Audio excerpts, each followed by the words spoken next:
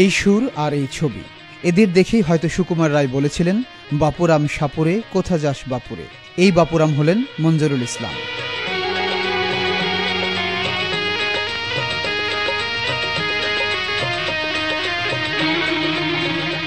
SSC পাশের পর মনে জেদ চাপে ব্যতিক্রমী কিছু করার, আর সেই থেকেই নেমে পড়েন সাপের বিষের বাণিজ্যে, গড়ে তোলেন সাপের খামার।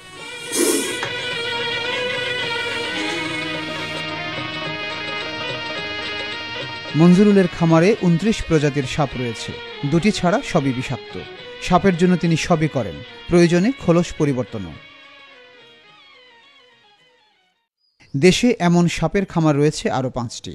সাপ এবং সাপের বিষ বিদেশে বিক্রির অনুমতি মিললে প্রচুর বৈদেশিক মুদ্রা আয় করা সম্ভব, বলছেন খামারিরা। সাপের বিষ রপ্তানি করার যে নিয়ম আছে, রপ্তানি উন্নয়ন ব্যুরো এবং পরিবেশ ও বন বিভাগের মাধ্যমে আমাদের প্রজ্ঞাপনটা দিতে হবে এবং খুব সহজ শর্ত দিতে হবে।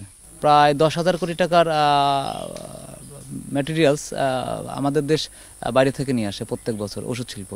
তো সেই ক্ষেত্রে এটাকে তো বন্ধ হবে, দেশীয় অর্থনীতিতে নতুন আর একটা বিষয় দাঁড়াবে। তরুণ মঞ্জুরুল সাপকে ভালোবাসেন, বললেন ভয় পেয়ে হত্যা না করে যথাযথ সংরক্ষণ করলে বাঁচবে পরিবেশের ভারসাম্য। একটা দারাস সাপে আপনার ৩ বিঘা জমির ইঁদুর নিধন করতে সক্ষম। তো ইঁদুর আমাদের দেশে খাদ্যশস্য নষ্ট করছে প্রায় ৩০%। তো সেক্ষেত্রে যদি দারাসটাকে আমরা সবাই পরিচিত করি এবং সবাইকে সঠিক ধারণাগুলো জানাই দেই, তাহলে পরে আমাদের খাদ্যশস্য রক্ষা পাবে এবং পরিবেশের ভারসাম্য ঠিক থাকবে। এখানে সাপ সরবরাহ করে এলাকার ক্ষুদ্র সাপুরেরা। সাপ আমার কাছে কেঁচিওর মতো, না ধরবার পারলে গায়ে আরো চুলকায়, বুঝছেন। ধরে ধরে এই সমস্ত ফার্মে দেই, কলকলি রঞ্জুর ফার্মে দেই, তারপর পটুয়াখালীতে দিছি, রাজশাহীতে দিছি। হয়তো একদিন সাপ ও সাপের বিষের বাণিজ্যিক চাষ দেশের অর্থনীতিতে গুরুত্বপূর্ণ ভূমিকা রাখবে, এমনটা আশা করেন এলাকাবাসী।